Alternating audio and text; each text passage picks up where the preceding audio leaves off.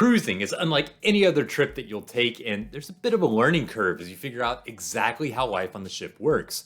When you go on your first cruise, it's really just as much a learning experience as it is a vacation. But after nearly 30 cruises, that's how many I've sailed, and I can tell you that there are things you learn that maybe you don't realize on your first or your fifth or your 10th sailing. So as someone that cruises a lot, what do I never do on the ship?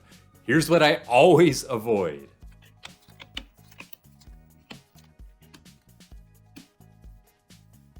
I'll begin with one that might offend some people. Now, I will admit that yes, I have soaked in a hot tub on a cruise ship, and it was amazing. I understand it. I sat there watching the snow-capped mountains slowly move past in Alaska as I took in the morning. And then when a couple came in to take a dip and share it with me, I quickly decided that my time was up. Now, I don't mind being in the hot tub if it's completely empty, but that's rarely the case on a cruise ship unless you're there very early in the morning. Much more common is for the hot tub to be completely full with people. If you want a spot to soak, then you have to do it with upwards of 10 or 12 other passengers that you've never met before. To me, it's just not something that I want to do, and I know that I'm not alone. I've seen discussion of this exact thing on social media, with many people calling the hot tubs human soup and saying that they avoid them as well. Now, I know that this one's a little bit controversial, so let me know if you were pro or anti hot tub on the cruise ship in the comments below. I promise you that if you were fine with it, no shame, it's just not my thing. When you cruise, the buffet is definitely tempting. It's always included, it's open for every meal, and is by far the most convenient place on the ship to eat. The only problem is that it gets old, and it gets old fast. The food itself, well, the best way to describe it is that it's buffet quality. It's not bad, but it's not the best. For a few meals on your trip, it's fine, but if you're eating there multiple times a day, at least I get tired of it. That's why I always make sure to mix it up. Of course, the main dining room for meals, but also the other included spots, and despite having to pay more, which I frankly don't really like, I always try to work in at least one specialty dining option as well each cruise. I find that if I don't do this, then I get tired of the food, especially on those 7-day cruises. Now, by my nature, I'm fairly cheap, I will admit it. You won't see me staying in a suite. I also don't spend lavishly on specialty dinners every single night, or those spa treatments, things like that. I've even gone on some cruises where I haven't even spent an extra dime on board, and yes, that is possible. But as I've sailed more and more, I've realized that you can't refuse to spend money on the ship. Yes, prices for many things, they are expensive on cruises, but if you're someone that pinches pennies, I'm telling you that you've got to open up a little bit. Now, you don't have to throw money away like you're a sailor on leave, but those extras, like a nice meal here or there, or an excursion, or drinks, they really do add to the overall fun and enjoyment of the cruise.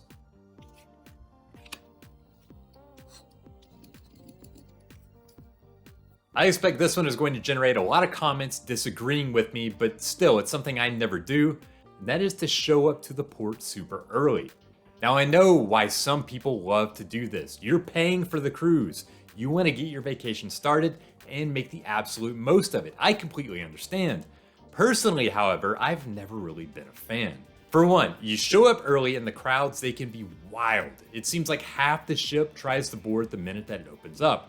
Ships are crowded enough as it is. I have no desire to have to fight through these crowds at the start of the trip. But more important to me is that when you board early, your room, it isn't ready yet. Most ships have cabins ready at 1 or 2 in the afternoon. If you board before then, you're stuck lugging your carry-on around as you explore around the ship. I'd much rather board just a little bit later, have less of a crowd, and be able to go straight to the cabin. Let's be honest, even if you've never smuggled anything onto a cruise ship, you've no doubt thought about it. And why not? The prices for alcohol on board are insane. At $14 a cocktail before gratuity, even a small amount of booze that you bring, it saves you from buying a few drinks and it's worth a ton. Or you might be someone that enjoys a gummy to help you relax and to help you sleep, or you like to smoke a little pot when you're on vacation. You may know that Carnival has resorted to having drug-sniffing dogs to help with this situation. And I can tell you that there's not a way of smuggling on booze that they haven't seen, no matter how clever you think that you might be. Now, I've got to tell you that lots of people bring stuff on the ship that they aren't supposed to, or at least they try to. I've personally never done it, but I have traveled with people that have snuck on booze before.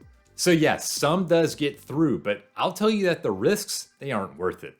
Cruise lines, specifically Carnival, they have cracked down on smuggling items on board with warnings of being kicked off the ship before your trip even starts. It's a vacation, so you don't want to be stressing out about potentially getting caught with something that you aren't supposed to have. Now, elevators really are the heartbeat of a cruise ship. With things to do all over the ship, you'll ride the elevators multiple times a day, even if you're someone that doesn't mind normally taking the stairs. But there's one thing that you should never do, and it's something that happens all the time with the elevators. Don't stand in front of the doors when you're trying to board.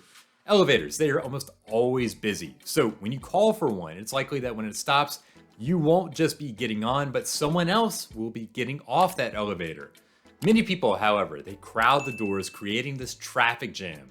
I know that people love to complain about chair hogs by the pool, but this might actually annoy me more. All you have to do is just stand to the side, let anyone off the elevator first, and then get on.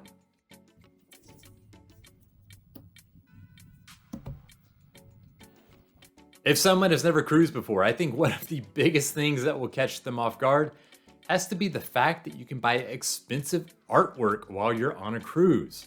Now, buying a souvenir t-shirt, sure, or even duty-free shops, they make sense to me. But artwork just seems like a weird thing to purchase while on vacation. That's not why I never buy it, however.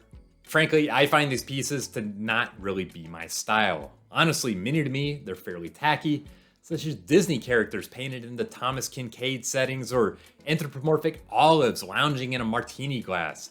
If you like it, then have a ball by all means. It's there for people to buy. As for me, after seeing some of the same sort of pieces across every cruise that I've taken, I'll stick to just spending my money elsewhere.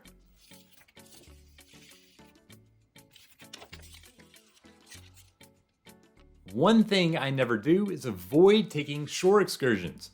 Excursions, they can run from fairly affordable things like walking tours to pricey things such as helicopter tours in Alaska. But multiply the cost across a couple of people or even a family of 4 traveling together, and no matter how affordable an excursion is, the price it adds up. What I've found is that these excursions actually, they still give you the most memorable experiences that you'll ever have on your cruise. They simply give you the chance to do things that you cannot do back home. From swimming in cenotes to panning for gold in Alaska, my best cruise memories, they've all come from shore excursions. That's why I never skimp on them. I mentioned never standing in front of the elevator doors, but that relates to something bigger that I try never to do on a cruise. Talking about not being conscientious about the people around you. A cruise ship is perhaps most unique in that it's taking upwards of 4 or 5 or 6,000 people, putting them all on a self-contained ship. It's literally taking a small city and putting it at sea. And just like being in a busy city, you've got to be aware and conscientious of those around you. That means you don't want to walk 3 wide down the middle of the walkway on the ship. You don't want to have vulgar conversations within earshots of others, especially kids. You don't want to be making a bunch of noise by walking by cabins when you're coming back from the bars late at night. In short, you just want to be a little thoughtful of others as you're going to share this relatively small space for the entire trip.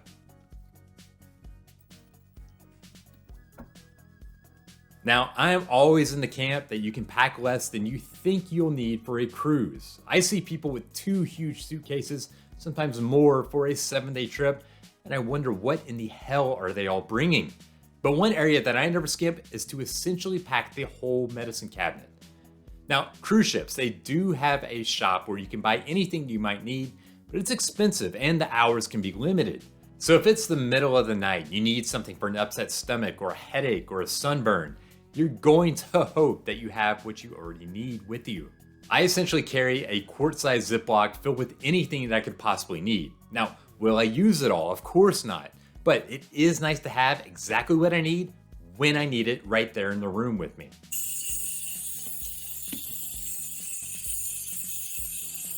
Finally, after dozens of cruises, you learn one important rule about being on the ship.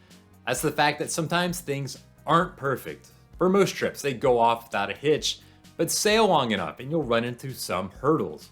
I've been on sailings where medical emergencies have led us to take a detour to drop off a passenger at another port. Other trips have had ports completely canceled due to weather or damaged docks. And then I've been on cruises where it's rained nearly every single day that the ship was in port. Frankly, it happens. You can't control what might happen on your cruise, but you can control how you'll react to it. You'll see some folks that just get up in arms when a port is skipped or something just doesn't go perfectly right. To me, that just doesn't make sense. Sure, it's a drag on your vacation not to have it go as planned, but why let it continue to make your trip miserable? Just let it go. Now it's your turn. Before you go, hop down to the comments below and let me know what you never do on a cruise ship.